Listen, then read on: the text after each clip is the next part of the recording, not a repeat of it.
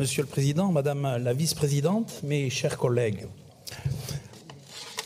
dans un essai de compréhension, je dis bien dans un essai de compréhension du document qui nous est proposé, du budget supplémentaire, je dirais que je souhaiterais, ou plutôt, une réflexion partagée en ouverture de mon propos.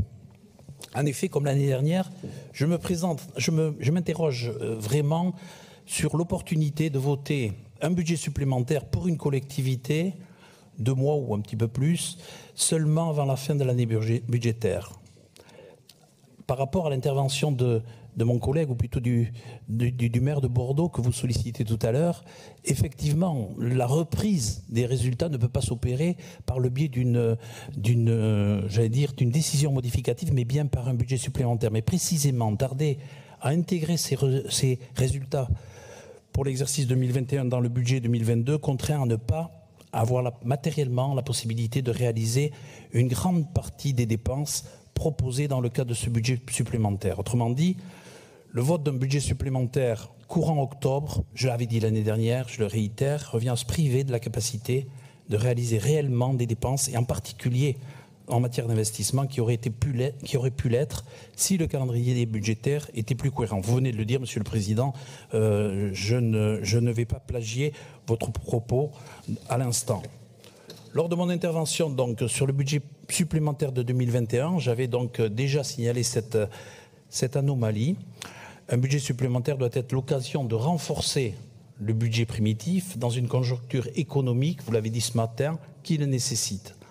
C'est même l'essentiel de la motivation du législateur quand il s'est agi d'instaurer cette possibilité.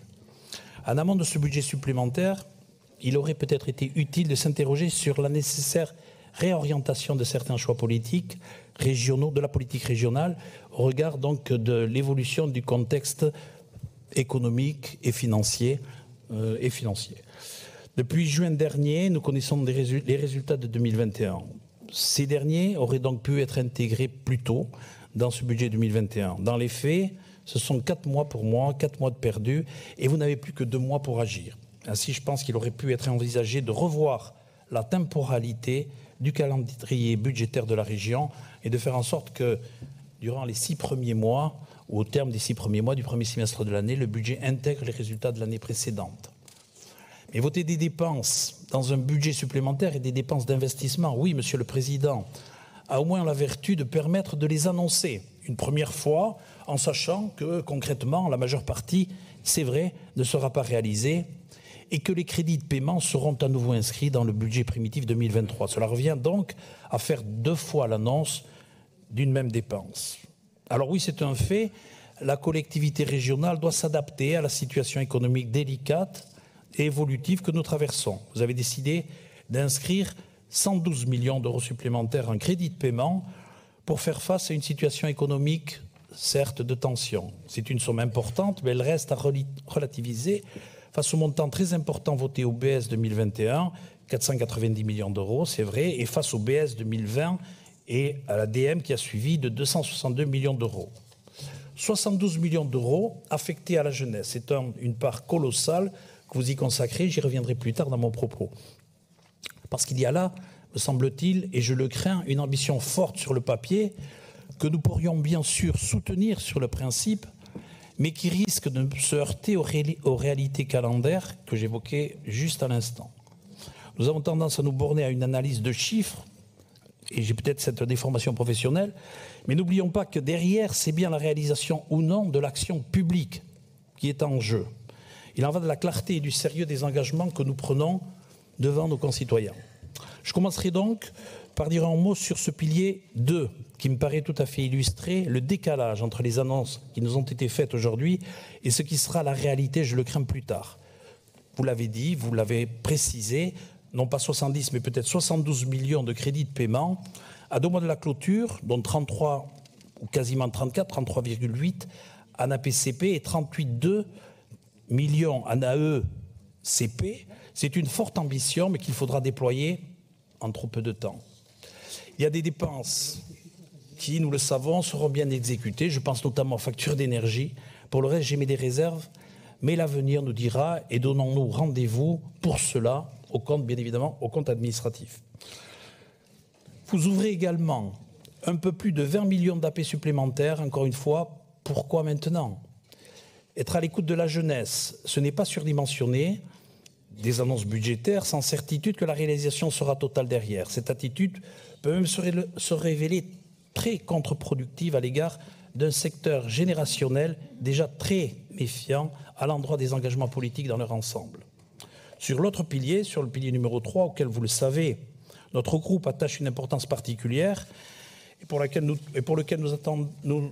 nous portons à son endroit un regard tout particulier, les dimensions ne sont en effet pas les mêmes. Cependant, c'est ici que votre présentation par pilier sert bien vos desseins, puisque aucune dépense nouvelle, à proprement parler, ne concerne l'aménagement du territoire, hors transport stricto sensus. Vous annulez un certain nombre de dépenses sur les quartiers, entre guillemets, politiques de la ville, avec un montant non négligeable qui interpelle, soit 1,2 million d'AP, 1 million en APCP. Et cela pour des lignes concernant le développement économique de ces zones vulnérables.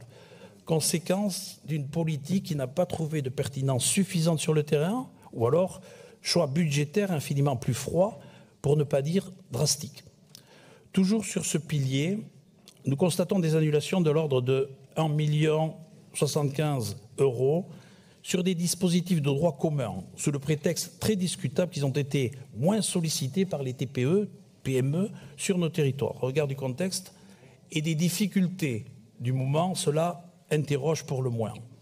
Nos administrés ont besoin plus que jamais d'être accompagnés pour d'abord connaître les disponibilités dont ils ont de plus en plus mal à se saisir et la complexité.